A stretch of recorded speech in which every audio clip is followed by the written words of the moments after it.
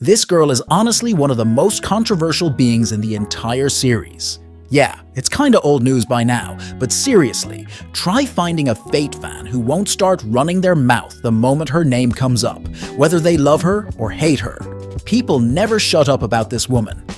You can literally start with the tiniest question, like, why are there two Koyanskayas in the Fate series? And suddenly the conversation spirals into wild theories like milking, lore, corporate meddling, and a lot more. But today, I want to talk about her plot twist, and maybe we'll get into some more interesting stuff later. But for now, let's talk about her big reveal. Because this girl once split the fan base clean in half thanks to a plot twist that was, let's just say, legendary for all the wrong reasons. Some people liked it, sure, but a lot didn't. I'm one of them. Honestly, this might be the worst plot twist reveal we've ever gotten in the series. So yeah, let's talk about it. Let me refresh your memory. Koyanskaya is a character who has the exact same face as one of Fate's most iconic characters, Tamamo. And normally, that alone wouldn't be shocking. Fate repeats character faces all the time, sometimes even intentionally.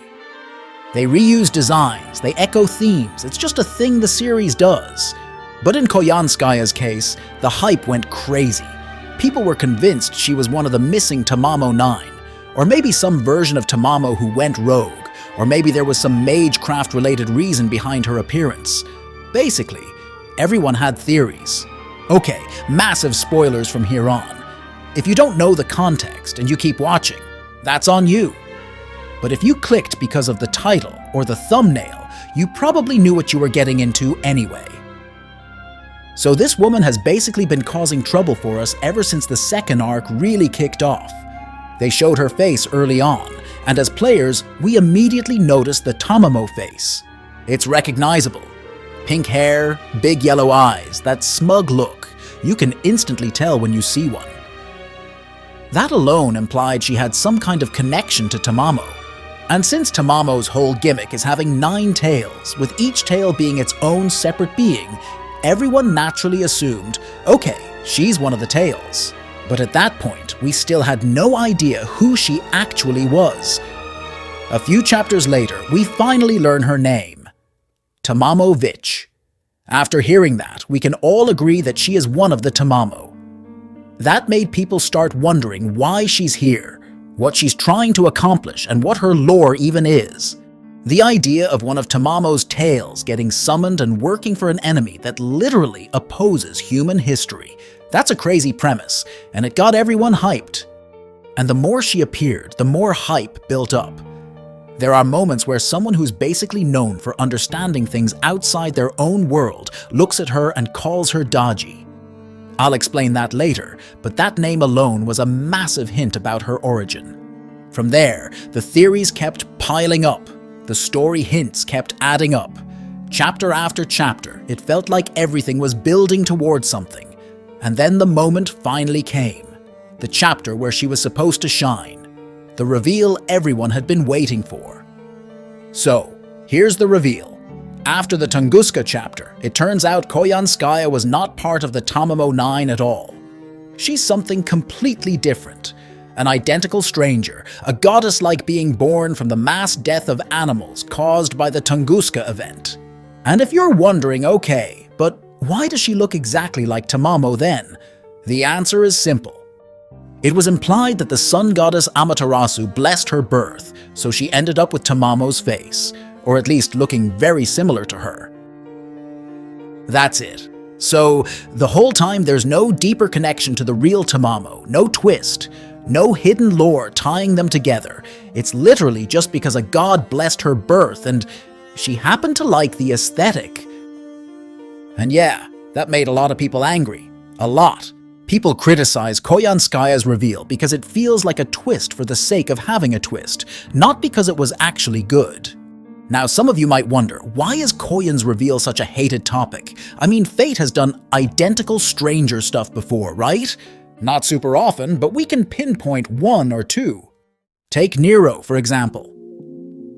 Back when Fate Extra was blowing up, Nero's design being almost a copy of Artoria was a running joke. Honestly, it still is. She's basically an Artoria doppelganger, and Extra was full of characters who looked like alternate versions of older ones. The second example is Amakusa Shiro.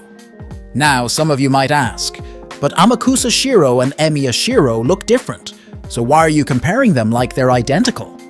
Listen, when he first appeared in Fate Apocrypha as Shiro Kotomine, a lot of people definitely thought he was some alternate universe version of Emiya Shiro, with a different backstory and different art style. So yeah, these two characters, Nero and Amakusa, were also lookalikes with reveal moments. But those reveals didn't spark nearly as much hate or endless debates as Koyanskaya's. Why?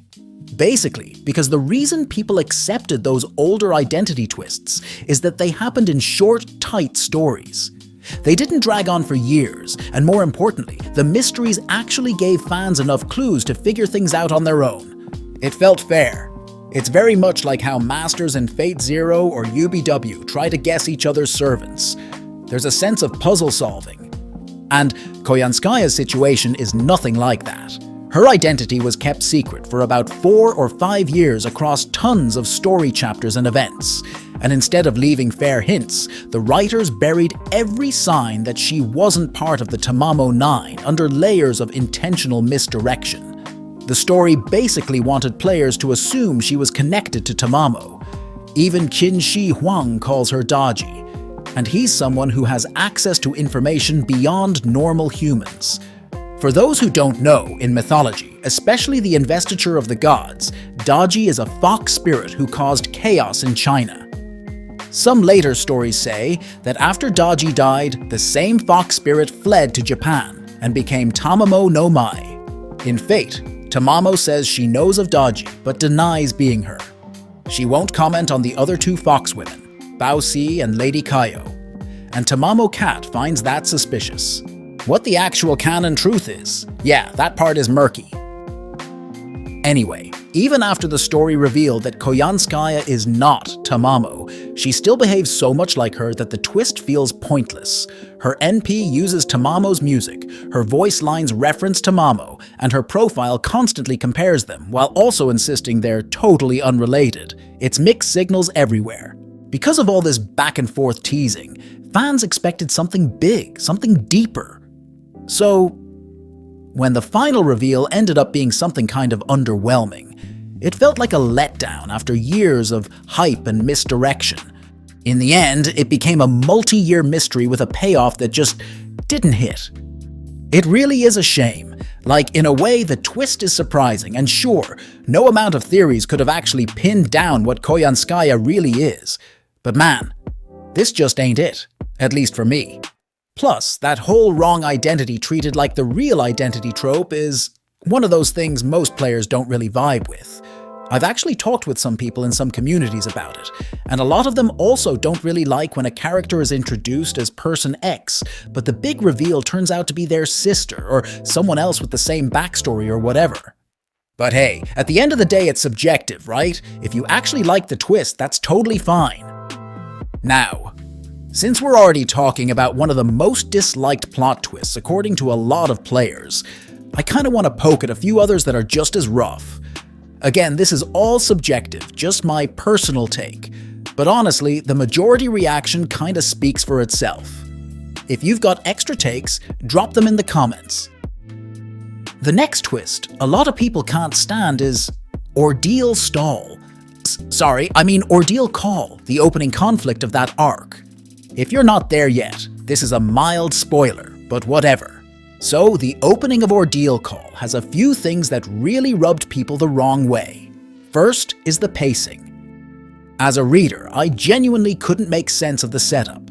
OC drops right after Lostbelts 7, we jump straight to Antarctica, everything is finally lining up. Continuation locked in, stakes are high, and boom, the real enemy behind the scenes gets revealed. That moment was perfect. It was hype. Everything was stacking towards something huge. And then, plot twist. The world basically rejects you because you misuse some servant classes. We just wrapped an emotional Lost Belt finale. We know what enemy we're supposed to face, and suddenly the story slams the brakes so we can do a detour. It kills the momentum completely. I'm an NA player, so before I even finished Nahui Miklan, I already knew Ordeal Call was coming. But when I read that opening conflict, I legit clicked my tongue.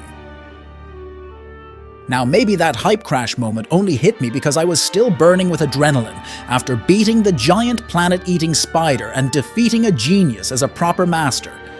So, maybe not everyone relates. But this next issue is basically a community-wide complaint. It's the trigger for the conflict, and honestly, the whole thing feels flimsy. We're denied entry to Antarctica because we abused extra classes, if I remember correctly. And the entire ordeal is basically about understanding how extra classes work. Personally, I didn't care that much. I just wanted to get through the arc. Maybe I just wasn't paying that much attention at that point. But a lot of people on forums brought up a way more sensible alternative. It would have made way more sense if the problem was us summoning Lostbelt servants or foreigners, actual threats to our human history. That could have created a real moral test for certain characters. And honestly, after hearing that, I kinda agree. Compared to that, we got like 4 chapters of singularity problems that basically teach us something that isn't even essential for the big showdown. Or at least, that's how it looks from the outside. And yeah, I get it. From the dev's perspective, it's a business. If something brings in cash, stretch it. But man, this one felt blatantly like padding. That's why people keep calling it Ordeal Stall. Because of that, OC just doesn't hit like the Lostbelts. The vibe, the pacing, the tension, everything feels off. I finished Ordeal Call 1, and honestly, only 3 things stuck with me. Sarajera is one of the crew. Duryodhana is a total man-child. Bhima is basically a more dignified, chill version of Amiya. And that's pretty much it. Well, there is one thing I'm actually thankful for. We got Jalter in a school uniform. That alone was hype. It felt like a fanfic moment becoming canon, and that was delightful.